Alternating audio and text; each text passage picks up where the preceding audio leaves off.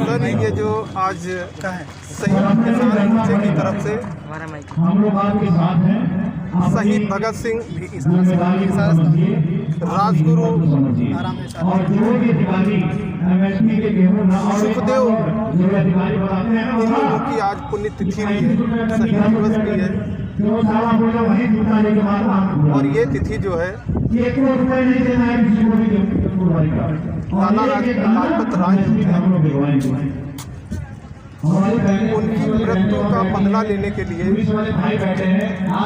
अंग्रेजों ने माना कि जेपी सैंडर्स का इन्होंने हत्या की थी। उसी के कारण इन तीनों फांसी के फंदे पर अंग्रेजी हुकूमत ने लटका दिया। उन्हीं की याद में आज किसान संयुक्त मोर्चा शहीदी दिवस भी मना रहा है और किसान महापंचायत भी कर रहा है। सर जो ये किसान पंचायत है,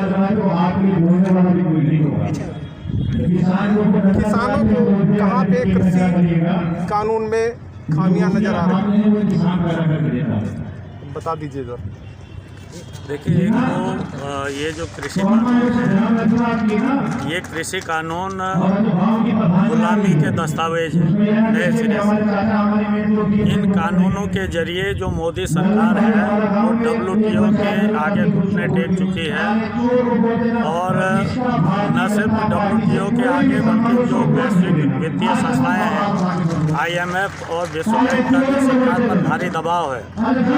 इस सरकार ने कॉरपोरेट के साथ बहुराष्ट्रीय कंपनियों के साथ जो समझौते किए हैं उसी के तहत आप जानते हैं कि कानून आने से पहले इनके प्रिय अडानी गौतम अडानी के जो है वो करीब 31-32 गोडाउन बन चुके हैं। वो देश के अन्न को ये कैद करना चाहते हैं, देश की खेती को ये कॉन्ट्रैक्ट खेती के नाम पर अपने कब्जे में लेना चाहते हैं और इस देश के अंदर जो TDS सिस्टम है उसको जो है खत्म करना चाहते हैं। ये जो आवश्यक वस्तु अधिनियम इन्होंने खत्म किया है इसके जरिए, तो हम लोग इसको पूरा गुलामी के दस्तावेज मानते हैं और इसलिए किसानों ने इसके खिलाफ एक बड़ी लड़ाई छेड़ी है देश के अंदर। लेकिन आज शहीद आजम भगत सिंह के बलिदान दिवस को हम लोगों ने साम्राज्यवाद विरोधी कॉरपोरेट विरोधी संघर्ष के रूप में भगत सिंह की जो विरासत है आंदोलन, उस विरासत के तहत हमने इसको मनाने का फैसला लिया है, क्योंकि साम्राज्यवादी लूट और पूंजीवादी लूट के खिलाफ ही उन्होंने अपना सर्वोच्च बलिदान दिया था और आज उस बलिदान के बाद जो आज़ादी हमको मिली थी उस पर फिर बड़ा खतरा मंडरा रहा है। एक नया कंपनी राज फिर से जो है इस देश में लादने की साजिश है, इसके खिलाफ सर ये नरेंद्र मोदी देश के प्रधानमंत्री को कह रहे हैं जो एक कृषि कानून है ये किसानों के हित में है। असल में नरेंद्र मोदी जी के लिए अडानी किसान हैं, अंबानी किसान हैं, करगिल मोंटोन्सो जैसी कंपनियां किसान हैं, उनके लिए राजनाथ सिंह किसान हैं, उनके लिए गडकरी किसान हैं, लेकिन जो एक्चुअल में किसान है वो उनके लिए किसान नहीं है। ये सरकार इस देश से जो खेती पर हमारी आबादी है निर्भर लगभग 80 करोड़ लोग, उसमें से 50 करोड़ लोगों को खेती से बाहर करने की साजिश है इस सरकार की। और पहले से जो खेती से बाहर हैं उनके लिए इस सरकार के पास कोई रोज़गार नहीं है, कोई धंधा नहीं है। और 50 करोड़ लोग अगर इन कानूनों के लागू होने के बाद फिर खेती से बाहर हो गए तो उन 50 करोड़ लोगों को देने के लिए सरकार के पास क्या है? ये सरकार पूरी तरीके से कॉरपोरेट की गुलाम है, मल्टीनेशनल कंपनियों की गुलाम है, WTO की गुलाम। सरकार सर गाजीपुर बॉर्डर पर जो है 100 दिन से ऊपर आंदोलन करते हुए किसानों को हो गए, लेकिन सरकार जो है वो आप लोगों की बात मानने को तैयार क्यों नहीं है? देखिए, सरकार को मानना पड़ेगा, ये सरकार को मानना भी पड़ेगा और ये सरकार को जाना भी पड़ेगा। ये सरकार अगर अड़ी रहेगी, ये सरकार अगर जो है किसानों की इन मांगों को नहीं मानेगी, क्योंकि उनकी वापसी और MSP का गारंटी कानून ये किसानों की मुख्य मांग है। इन मांगों को इस सरकार को मानना पड़ेगा और इस सरकार को इनको वापस लेना पड़ेगा। अगर ये सरकार वापस नहीं लेगी तो हम कमर कस करके जो है लड़ाई के मैदान में हैं।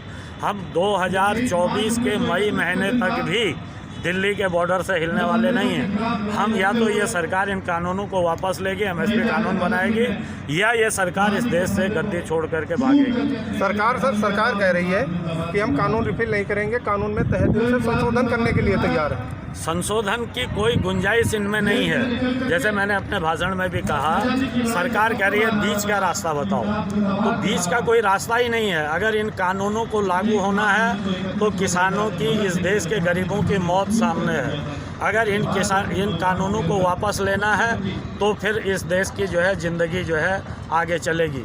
तो ज़िंदगी और मौत के बीच का जो रास्ता है वो तो एक पैरालाइज बॉडी है। हम पैरालाइज बॉडी बनने को तैयार नहीं हैं। सर एक चीज़ और है, अगर सरकार एमएसपी पर कानून बना देती है, किसानों को गारंटी दे देती है, उस स्थिति में क्या आप किसान जो बिल है उसका विरोध करना?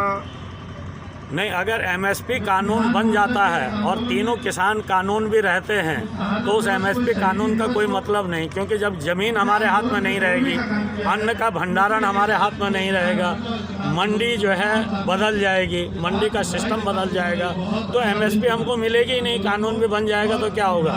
ना हमारे पास बेचने को होगा, ना हमारे को जो है एमएसपी मिलेगी। तो ऐसे कानून बनने से, बिना इन 3 कानूनों के वापस हुए एमएसपी कानून बनने का भी कोई फायदा देश के किसान को नहीं मिलने वाला है। सर जैसे ये टिकैत जी सब 5 राज्यों में दौरा कर रहे हैं, हाँ, सरकार के खिलाफ वोट करने के लिए बोल रहे हैं, अगर वहाँ भी ये लोग जीत जाते हैं, भाजपा जीतती है अगर, तो आप लोग क्या करेंगे फिर उसके बाद? भाजपा कहीं नहीं जीतने जा रही है। बंगाल में भाजपा नहीं जीतने जा रही है, असम में भाजपा हार रही है, तमिलनाडु में भाजपा के सहयोगी और भाजपा बुरी तरीके से हार रहे हैं, केरला में ये आने वाले नहीं हैं। तो ये आ कहाँ रहे हैं? ये कहीं नहीं आ रहे हैं। देश का किसान इनके खिलाफ खड़ा है। सर कुछ न्यूज़ चैनल जो है वो सर्वे भी दिखा रहे हैं, क्या आप सर्वे के आधार पे तो नहीं ये कह रहे हैं?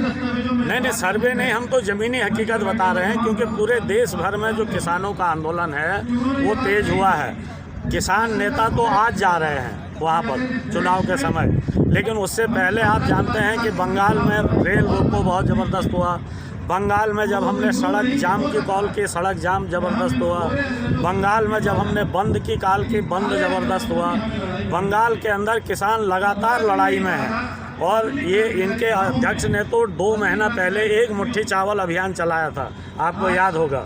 वो एक मुट्ठी चावल अभियान इन्होंने जिस दिन वर्धमान ज़िले के वर्धमान शहर में शुरू किया, हमने उसी दिन कहा था कि बंगाल के गाँवों में जाकर के आप देखिए, किसानों से मांग के देखिए एक मुट्ठी चावल।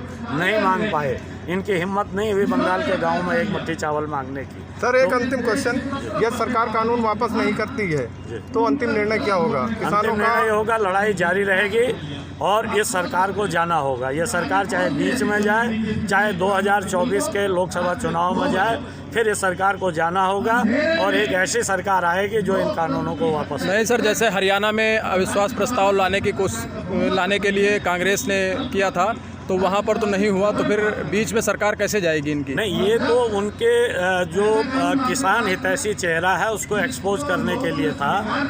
बाकी बिहार के अंदर, वहाँ हरियाणा के अंदर आप जानते हैं कि हरियाणा की भाजपा सरकार पूरी तरीके से बंधक हो चुकी है। मुख्यमंत्री, मंत्री, विधायक, सांसद कोई भी सार्वजनिक कार्यक्रम नहीं कर पा रहे हैं, किसी भी गांव में नहीं जा पा रहे हैं, तो सरकार बंधक है, वहाँ सरकार चल ही नहीं रही है। तो वो जो है मतलब फिजिकली बैठे हुए हैं सत्ता में, एक अलग बात है, लेकिन वो सरकार अपना नैतिक प्राधिकार वहाँ राज्य चलाने का खो चुकी है। संयुक्त मोर्चे की तरफ से देश के किसानों को क्या संदेश देना चाहेंगे? संयुक्त मोर्चे की तरफ से हम देश के किसानों को यही कहना चाहते हैं कि आपकी जो लीडरशिप है और जो 500 किसान संगठन हैं वो एकजुट हैं। आपकी लीडरशिप इस संकल्प के साथ इस लड़ाई में है कि भाई ये 3 कानून इस सरकार को वापस लेने होंगे, नहीं तो जब तक ये सरकार इस गद्दी पर बनी रहेगी तब तक इसके खिलाफ लड़ाई जारी रहेगी पूरे देश के अंदर। और उत्तर प्रदेश के लोगों से भी हम कहना चाहते हैं कि आने वाले पंचायत चुनाव में इस भाजपा को धूल चटाएं और 2022 में योगी और मोदी को पूरी तरीके से उत्तर प्रदेश के अंदर से इनका सूखड़ा साफ करें।